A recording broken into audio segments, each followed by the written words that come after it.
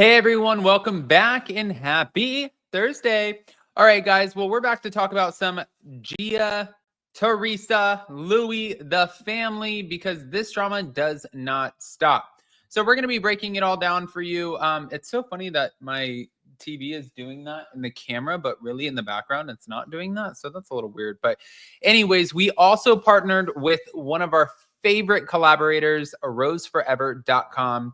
Last time we did it with Blow, but this time I wanted to team up with them and give you guys 3 free bouquets, so 3 free giveaways in honor of Mother's Day. So if you guys want to, I'm going to put the link in here in the description with my discount code UP20. And also, we're going to have you guys, in order for you to win, all you have to do is go to upandadamlive.com, join our email list, and we're going to pick from our email list who is the lucky person who's going to get the giveaway. We're going to take all the people who have already joined the email list and all of the new people.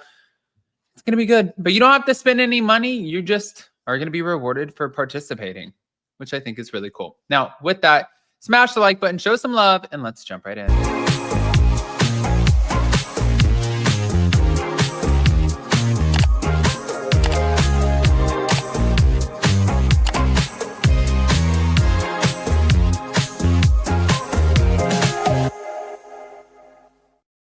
Okay, guys, so we need to kind of just get into this because Gia Giudice is giving new statements regarding her family's legal issues and her own personal endeavors, which you can see that she's really thriving right now.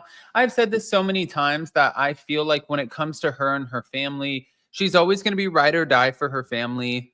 She grew up in the public eye. She grew up in a very complicated situation because even when things were happening with her family, there were a lot of eyes on her. And I have nothing but respect with the way that she's maneuvered that.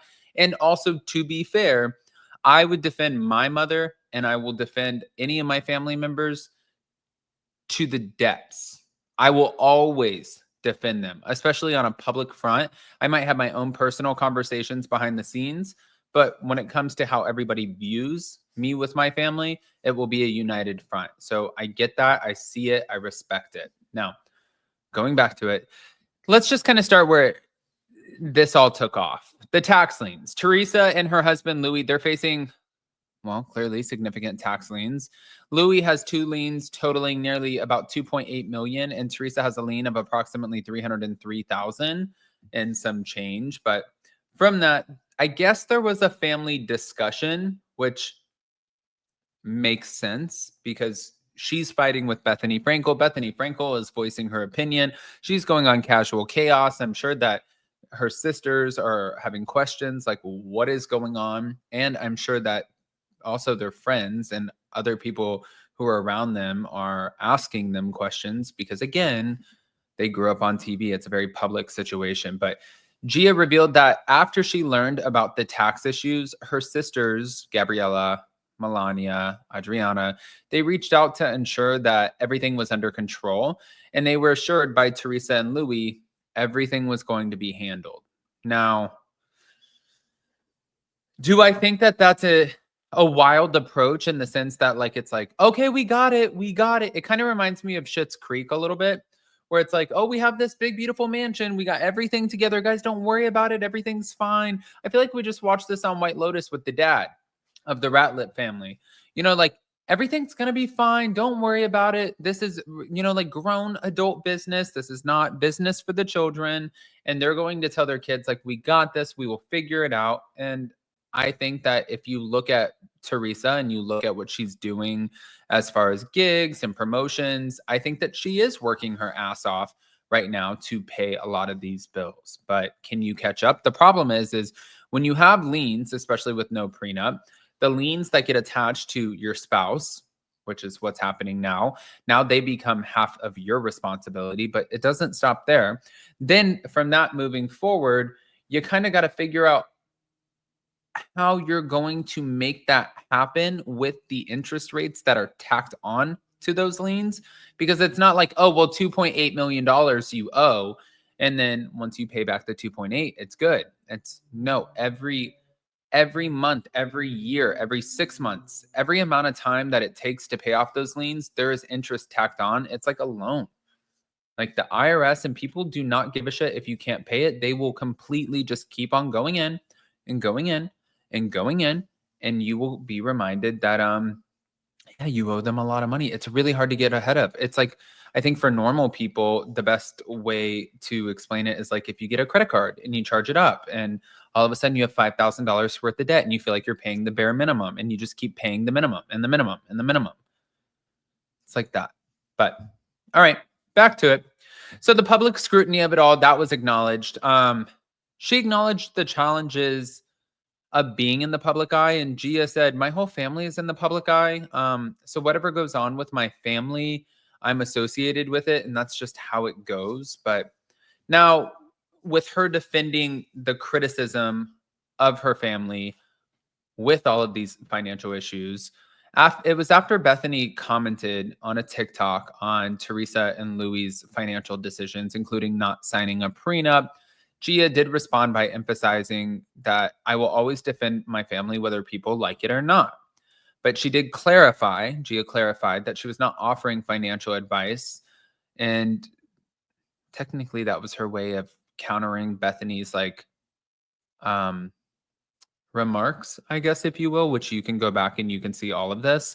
But she did express frustration over being misrepresented and emphasize that she has a role to protect her younger sisters from the public scrutiny, and that to her is the most important. And I will say, too, I have a great relationship with the majority of my siblings. The other ones, it's not that I have a bad one. It's sort of like a non existent one, but I love my siblings so much. And I would completely back them in any situation. Like it wouldn't even be a question. I get what she's doing. But speaking of her and what she has going on, I think that this is more important to know. She has new projects. She launched her new podcast, Casual Chaos, with iHeartRadio, and she's going to be one of the members of the ensemble cast for the new Bravo show, Next Gen NYC. That comes out on June 3rd.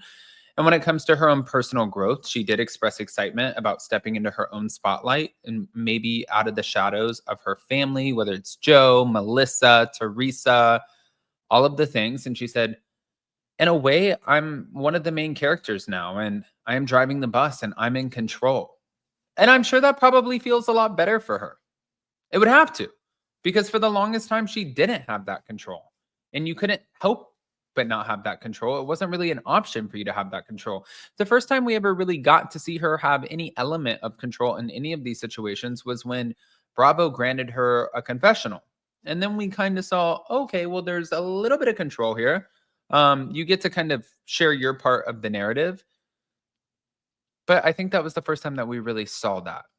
But she aims to discuss topics like divorce and incarceration. These are all going to be discussed on her podcast, and she's hoping to connect with her listeners through shared experiences and also provide support for those who are familiar with similar challenges that her and her sisters and her family have been through.